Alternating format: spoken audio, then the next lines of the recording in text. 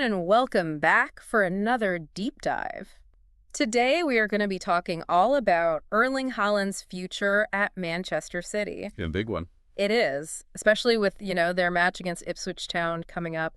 We're going to be looking at a bunch of different expert commentary and analysis from, people who really know their stuff about football. Absolute. To kind of help us unpack all this. Yeah. So are you ready to jump in? Let's get into it. Okay, cool. So Haaland, right? I mean, the guy's a goal-scoring machine. Oh, yeah.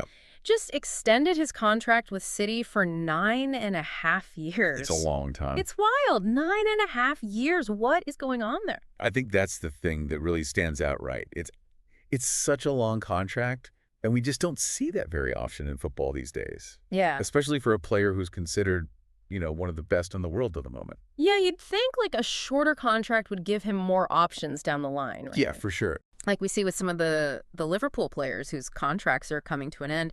They've got a lot more leverage right now. Exactly, yeah. They've got a lot more say in their future. Think about it. If Haaland had a shorter contract, maybe 3 years, 4 years, you can bet that a team like Real Madrid would come knocking. Oh, yeah. And when they did, Man City would be in a very, very strong position. To just name their price. Oh, absolutely. They'd be able to command a massive transfer fee. Oh, wow. So, yeah. So is this Haaland basically saying, hey, I'm going to stay at City for my whole career? Yeah, it makes you wonder, doesn't it? He could break Shearer's record. They absolutely could. I mean, let's look at the numbers. He's already got 79 Premier League goals to his name. Shearer's record is 260. And if Haaland keeps scoring at this rate, he could conceivably break the record by like 2030. Wow. Which would make him about 30 years old. Oh my gosh, that's crazy.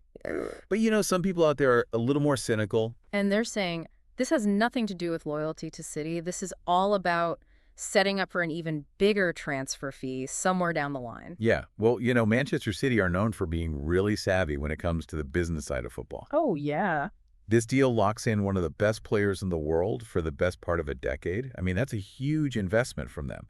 And with this contract, they've protected that investment. Okay, so even if a team does come knocking, City still has all the cards. Pretty much, yeah. But what happens if Haaland gets a really bad injury, like a career-ending injury? Does he still get paid for the rest of that contract? Yeah, that's where it gets a bit tricky.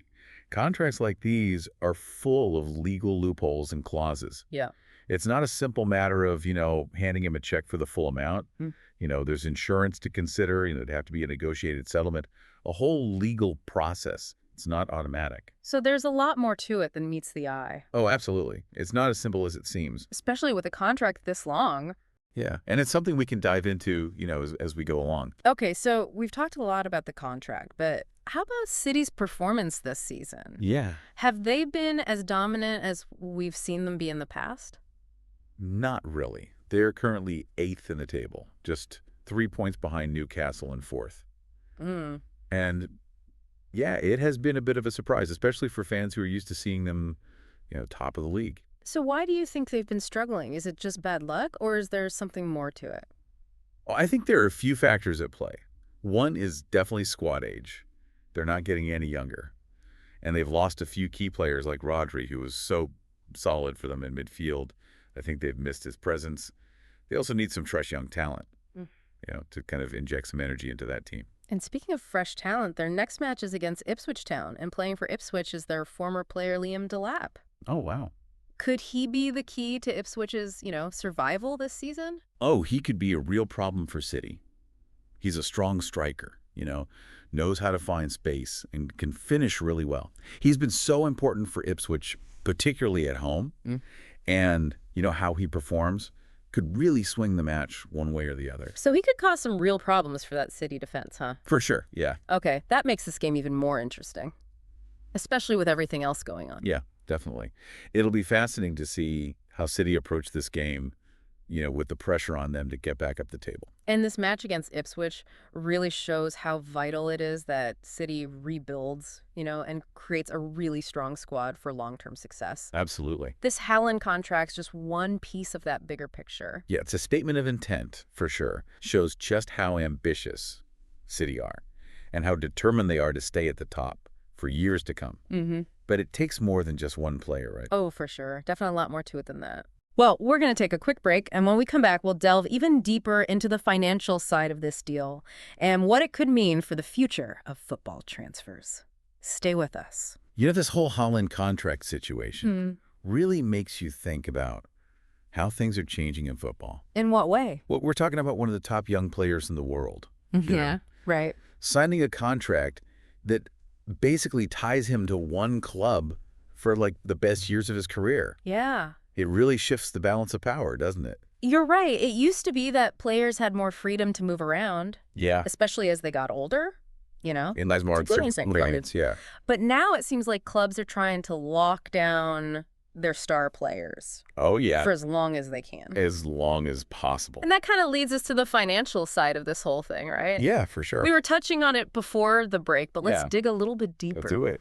Do you think this Holland deal is a sign of things to come? Like, are we going to see more of these mega long contracts It's a good question. that basically turn players into, assets for the club? Yeah, well, if I was a club owner, and I just spent a fortune to bring in someone like Haaland, Right.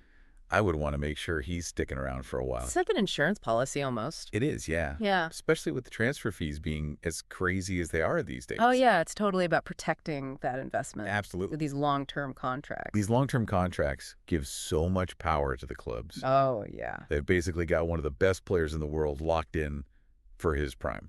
But what about the players, though? Like, are they losing some of their power in this whole new landscape? Yeah, it's an interesting point. On one hand, you've got the security and the stability of a long contract. Players know they're set financially for years to come. But on the other hand, it limits their options. Yeah. Could even hold them back from maybe playing for a different club or experiencing a different league. It's a trade-off, for sure. Absolutely. It's going to be interesting to see how it all plays out. Will we see other clubs copying this model? Will players start pushing back Yeah. against these long-term contracts? It's fascinating, isn't it? And what about the fans? What about the fans? Oh, yeah. Good point. How are they going to feel about, their favorite players being tied to one club Yeah. for such a long time? The fans are the heart and soul of the sport. Right. I mean, we can't ignore what they think. This whole thing could have a ripple effect on, the entire football ecosystem. It's like dropping a pebble in a pond and Exactly. watching the waves spread out. Yeah, and the ripples in this case Right. could change the way clubs approach transfers, How players negotiate contracts. even how fans interact with their favorite teams. This could be a major shift in the global football market. Oh, absolutely. Yeah. Wow, this is getting pretty deep. We're talking big picture stuff here. Yeah, it's bigger than just one player and one contract. It really is. Yeah. And that's what makes it so interesting. We're seeing, Right. a real turning point in how football works. Okay, so we've talked about, the big picture stuff, the financial side of things, Yeah. even how fans might react. Mm-hmm. But let's bring it back down to earth for a second. Okay.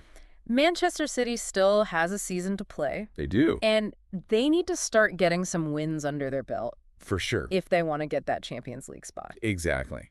This next match against Ipswich is huge for them. Yeah. Especially with Delap, leading the attack for Ipswich. Oh, yeah. We talked about his strengths earlier. Yeah. His power, his finishing. Yeah. It sounds like he's the kind of player who can really thrive in those high-pressure situations, He definitely has the potential to pull off an upset. especially if City's defense isn't careful. If they're not on their game, Right. he could punish them. And you can't forget the psychological factor either. Oh, yeah. He's playing against his old club. Huge motivation for him. He's going to want to prove himself. Oh, absolutely. It's going to be a fascinating tactical battle. So this match is about a lot more than just 3 points, right? For sure. City needs to build some momentum. Yeah. They got to show everyone they're still a top team. You got to have some pride. Yeah, you hit the nail on the head. This is a chance for City to, get back on track and remind everyone that they're a force to be reckoned with. And for Ipswich, it's a chance to get a huge upset. A massive win. Yeah. And maybe even stay in the league. The stakes are high for both teams. Oh, yeah. And with that added storyline of Delap facing his old club, it's a game that's going to capture the imagination of so many fans around the world. Oh, yeah. I can't wait to see how it all unfolds. This is what makes football so great. It is, yeah. The drama, the passion, the twists and So turns. you never know what's going to happen next. Never know what's going to happen. Yeah, it's going to be an epic match. For sure. It could be a turning point for both teams. Absolutely could be. Okay, so we've covered a lot today. We have. Haaland's crazy contract, what it means for the future of football. Yeah. Even dove into the City Ipswich match. Mm-hmm. But we're not done yet. There's still a lot more to unpack. Oh, yeah. We've only just scratched the surface. Now it's time to really dig deep and find out what this all really means. Okay, we're back and ready to wrap up this deep dive into Erling Haaland and Manchester City. It's been quite the journey, hasn't it? It has. We've talked about the power dynamics, the money the fans even got into their upcoming match with Ipswich Town. And that crazy contract. Oh, yeah, that contract. But before we go, I want to zoom out for a minute. Okay. And look at the bigger picture. Yeah. When you connect this Haaland situation to what's happening in football overall, Yeah. it seems like we're seeing a real shift Mm. towards long-term thinking. Like, clubs aren't just trying to win the next game. Right. They're trying to build dynasties. Yeah. They're thinking years, even decades ahead. And players like Haaland are the key pieces in that puzzle. Oh, absolutely. They're the superstars. They're the guys who can elevate a club to that next level. They're the ones who can win trophies, break records, bring in those fans from all over the world. And that's why we're seeing these massive contracts, these huge investments. Yeah, clubs are willing to pay top dollar. To get those generational talents. Those game changers. But it's more than just the money, though, isn't it? Yeah, I think there's definitely a cultural element as well. Yeah. Players want to be a part of something special, something bigger than themselves. Be part of history. Yeah. Think about it. Who wouldn't want to play for a team that's competing for titles, breaking records, making history? Right. That's got to be a pretty powerful draw for any player. So, for you, the listener, what are the big takeaways from this deep dive? What have we learned? I think the biggest takeaway is that we're in a new era of football. An era where clubs are prioritizing long-term planning, strategic investments, a real commitment to excellence. Exactly.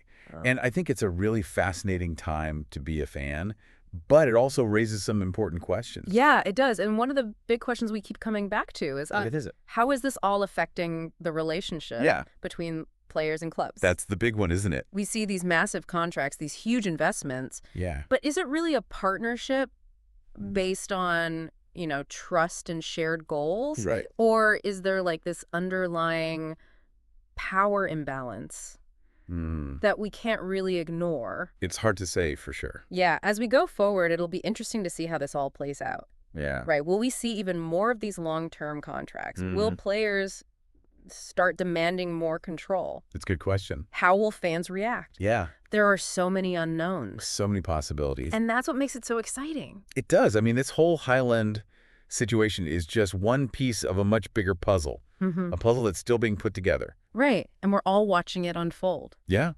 And it's a puzzle that's going to keep us all on the edge of our seats for years to come. Well said.